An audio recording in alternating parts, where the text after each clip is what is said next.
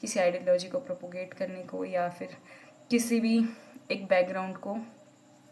एक बहुत बड़े फिनोमेना को एक छोटे पार्सल में बंद करके उसको सप्लाई मार्केट में बेचने का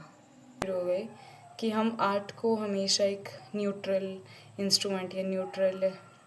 पैरामीटर या न्यूट्रल टूल की तरह इस्तेमाल करते हैं या समझते हैं अपने दिमाग के अंदर कि उसका समाज में क्या रोल है, किस तरीके से वो खुद को ऑर्गेनाइज करता है, किस तरीके से आर्ट खुद को मोबिलाइज करता है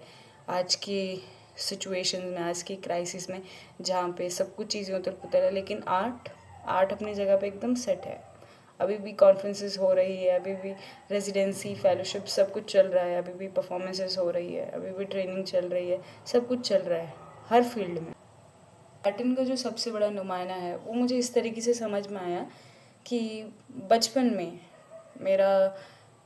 मैं पंजाबी कल्चर से इतना ज़्यादा रूबरू नहीं हूँ, मैं उसमें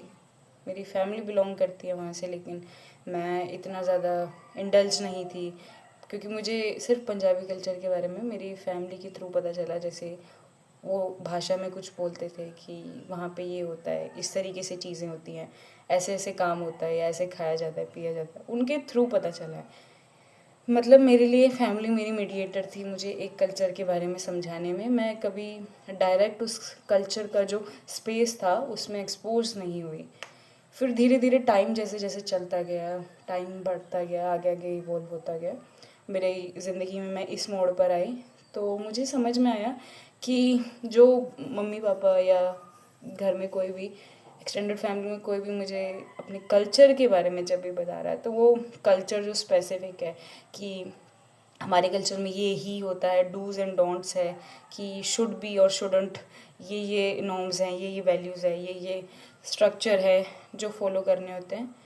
वहाँ पे वो मुझे और ज़्यादा मैनिफेस्ट या एक क्रिस्टल क्लियर में एक पैकेज के रूप में या एक एनवायरनमेंट जो रैप अराउंड है किसी पैकेज के रूप में या पार्सल के रूप में मुझे मिला through the music of Punjab industry. हाँ, तो उस दौरान मूवीज़ है या फिल्म्स है अलग अलग, या कोई कल्चरल शो है जैसे कि परफॉर्मेंस दी जा रही है, या म्यूज़िकल परफॉर्मेंस है, या फिर डांस है, थिएटर है, उस जगह का वो सारी चीज़ों ने कंट्रीब्यूट किया मुझे। जैसे कि वो एक साइट बन गई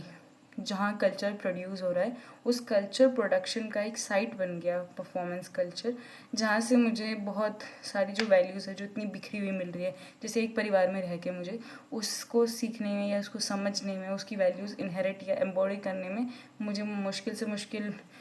मान लो 10-20 साल लग रहे हैं। वहीं पे कल्चरल साइट है वो इतनी इम्पोर्टेंट बन गई कि मेरे जैसे या मेरे से अलावा लोग जिनको सिर्फ इंटरेस्ट है उस कल्चर में, तो वो परफॉर्मेंस एज अ साइट को लेके उसकी वैल्यूज़ और नॉर्म्स को, स्पेशली उस कल्चर के ट्रेडिशन के वैल्यूज़ नॉर्म्स को एक्सेस कर सकते हैं आराम से। तो वहाँ से मेरे अंदर ये एक अजीब सा सवाल उठा कि हम आर्ट को बहुत न्यूट्रल समझते हैं। जब भी हम आर्ट के बारे में बात करते हैं तो हम एक expression, way of expressing your self, improvisation, खुद पर फोकस, एक इंडिविजुअल एस्पेक्ट से उसको बहुत देखते हैं कि इंडिविजुअली डांस किस लेवल पे इम्पैक्ट कर रहा है या किस तरीके से हमें अल्टरनेटिव्स प्रोवाइड कर रहा है, जिसके थ्रू हम पॉलिसीज़ में या फिर अलग अलग प्रोपगेशन में डांस की परफॉर्मेंस स्पेस का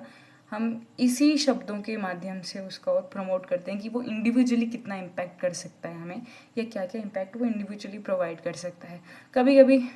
इधर उधर एक दुख का केस होता है जहाँ पे कलेक्टिव इम्पैक्ट के बारे में बात करते हैं कि कलेक्टिवली हाउ कि जो परफॉर्मेंस कल्चर है वो एक सेंस ऑफ मेमोरी से किस तरीके से कुछ कुछ पर्टिकुलर कम्युनिटी ग्रुप्स को निकालता भी है किसी ट्रॉमा इवेंट से, और किसी किसी कम्युनिटी को उसी कम्युनिटी का सेंस ऑफ सेल्फ देने के लिए उसमें और एंगेज भी करता है वो परफॉर्मेंस स्पेस। तो वहाँ पे मुझे लगा कि जिसको हम बहुत न्यूट्रल स्पेस मान रहे हैं या न्यूट्रल टूल तक मान रहे हैं अपनी कल्चरल पॉलिसी को आगे बढ़ाने में, जैसे इंडिया का एक सॉफ्ट पावर है कि उसकी परफॉर्मेंसेस है, उसका कल्चरल हेरिटेज है, इंटेंजिबल टेंजिबल सभी तरीके की हेरिटेज है, उस पर बहुत फोकस किया जाता है कि it is more like a neutral weapon for us to deweaponize others, कि वो हमारी तरफ हथियार खड़े ना कर दें। अपनी सॉफ्ट पावर को हम इसलिए लॉन्च करते हैं, लेकिन वो साइट भी न्यूट्रल नहीं है। इधर we are talking about it in terms of international perspective towards India, or if we are talking about it through a citizen of a world nation, जहाँ पे इस टूल का इस्तेमाल करते हुए जो कल्चरल वैल्यूज़ है, जो सदियाँ लग जाते हैं उसको डिसाइफर करने में या उसको डिसेमिनेट करने में लोगों में, वो एक वक्त में एक फीलिंग का पैकेज, एक इमोशन का पैकेज, एक सेंस ऑफ प्राइड या sense of egoistic which is linked to the nation or to a particular statehood or regionalism, वो या कल्चर को भी पर्टिकुलर, वो इसके थ्रू, इस परफॉर्मेंस साइड के थ्रू बहुत ज़्यादा तेज़ी से डिसेमिनेट कर सकता है या कर रहा है। जैसे कि आप अलग अलग आजकल गाने भी सुन सकते हैं जहाँ पे भोजपुरी म्यूज़िक इंडस्ट्री है, वहाँ पे अलग सेंस ऑफ प्राइड दिखा रहे हैं, कास्ट प्राइड चल रहा है आजकल अलग अलग गानों के, मतलब अलग अलग जगहों की म्यूज़िक इंडस्ट्री में। तो किस तरीके से वो एक म्यूज़िक सिर्फ साइट नहीं बन रहा है खुद को एक्सप्रेस करने का, खुद को दुनिया के सामने आर्टिकुलेट करने का, या फिर खुद की टेक्निक्स शोकेस करने का। इट्स नॉट मतलब अब वो बात सिर्फ टेक्निक्स, मेथड्स और अप्रोच की नहीं, बल्कि वो एक ऐसा टूल बन चुका है विच इज़ टू इम्प्लीमेंट और to inject ideology within you. और वो आइडियोलॉजी ज़रूरी नहीं स्टेट ड्रिवन हो, वो रीजनल ट्रेडिशन ड्रिवन कुछ भी हो सकता है। मेक्स मी आर्ग्यू या मुझे क्वेश्चन करने में उस चीज़ पर हेल्प किया कि किस तरीके से हम आर्ट को, जो हम इंडिविजुअल लेवल तक अभी तक देख रहे हैं, उसको जब भी कोई इम्पैक्ट डिस्कस करते हैं हम या कुछ भी डिबेट्स अराउंड होता है, वो मोस्टली इंडिविजुअल एस्पेक्ट पे है कि वो इंडिविजुअल को किस तरीके से इमेंसिपेट कर सकता है। लेकिन उसका एक दूसरा एस्पेक्ट है इसी वर्ल्ड पॉइंट या वर्ल्ड व्यू के थ्रू, जो कि है उसका स्ट्रक्चरल, उसका फ्रेमवर्क इम्पैक्ट क्या है।